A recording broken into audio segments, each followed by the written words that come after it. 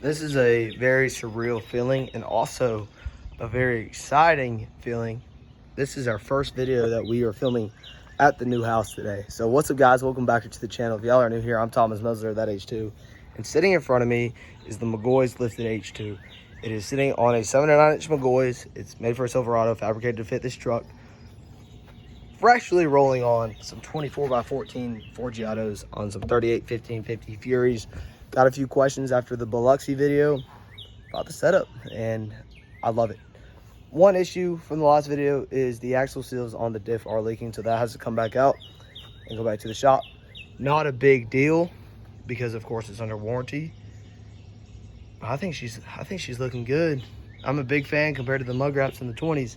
But let's jump into why y'all clicked on this video. Today we are going to be installing the Pitman and idler arm support bracket from, if it'll fold, Cognito. And to be honest with you, this is kind of the cheaper fix from the Kryptonite upgrade. So the Kryptonite kit comes with the Pitman arm, the idler arm, the tie rods, the center link. Everything is about 1,500 bucks. This whole Cognito kit was about 250, and it does the same thing. But we will be doing the Kryptonite tie rods very soon and getting rid of these little pencils that are in the truck.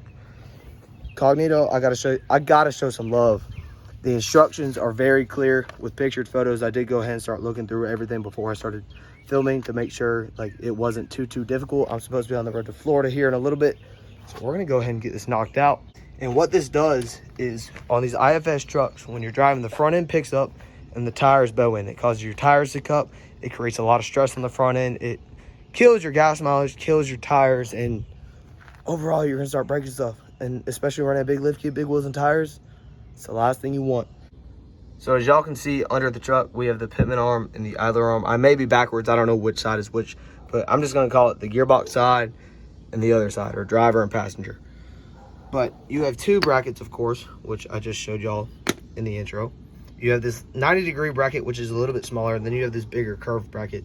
The bigger curved bracket is made to go on the gearbox side or the driver side. And it looks like all you do is you take both of the original bolts off on the gearbox and the center link. The new part slides in, and then you use these washers and these pieces. These go on the center link, and I think you just use the original bolt on the gearbox itself, and that should be it. I do need to tighten these down and make sure everything's tight, but we will do that once it's all in the truck. I'm gonna leave it all snug, that way it all goes together, tighten up and get it 100%. And then this one, kind of the same story. It looks like it goes in, I think, like this. Well, actually, I would be backwards on that. It would go in like this.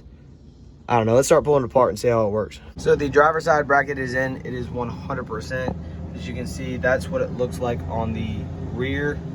And of course, on the front, all it does is slide on. You use the OEM washer and nut, tighten it down as far as you can get it. You're going to see some splines. This boot should actually slide down just a little bit to cover it up, but it is what it is. In the rear, you just want to get it literally as tight as you can get it.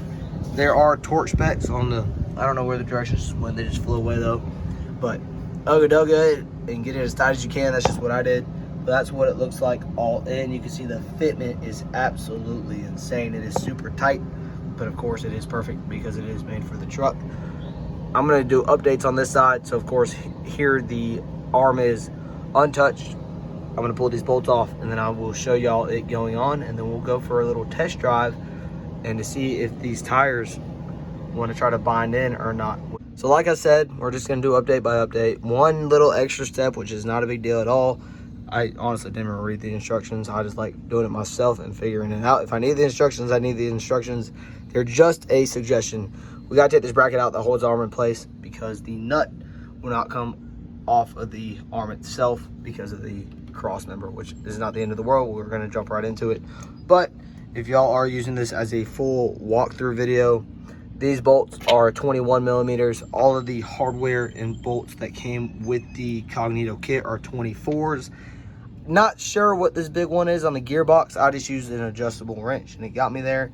And then the original hardware on the center link side are 13/16. See how close we can get it. Maybe even sliding it out a little bit like this may help. And there goes the phone. So But as you can see, it is now in there. We're gonna go ahead and get that nut started, and then I'll pick up the camera and show y'all the backside and then tightening it down. I'll be real with y'all. This lower nut right here is an absolute fight to get in, but y'all can see I got it. It's all finger tight right now. Leave this rear nut off when you go to put the actual piece onto the arm. That way you have a little bit of room to play around with, get your thread straight, make sure everything is going on good and smoothly. And then once it's in this condition, it's on there, it's in place, go ahead, line your bracket back up, get that nice and snug down, then tighten in your arm. So that's what I'm going to do real quick. No point in really showing y'all. It's pretty easy and self-explanatory, and then we're going to go for a test drive. Okay, so we're 100% done. Tools are picked up, trash is put away, and the new brackets are in there nice and tight. So there's the finished product on the passenger side, and here's the finished product on the driver's side. So I'm gonna take it for a test drive real quick. The issue I was having, like I mentioned before, was if you get on it, it wants to buckle, and those brackets are supposed to fix that. It's supposed to keep everything nice and straight and tight. Truck does in alignment, but of course, with that issue, the alignment will not hold. So let's go run the truck real quick. I'll film a little bit, and I will get an exterior clip when I get back to see if it does it. First thing I noticed, and we're not even out of the neighborhood yet, we're pulling out now, is the steering has almost no play in it, which before, over time with the gearbox and older Pitman and other arms just with big tires and miles on them, you get a lot of play in your steering. But literally just any little movement, it's on point. I know the camera's not going to really pick it up, but there's hardly any play at all. So all I'm going to say about these brackets is, if you have a GM truck, buy those brackets. Night and day difference between everything. Hardly any play in the steering. The tires don't want to buckle in.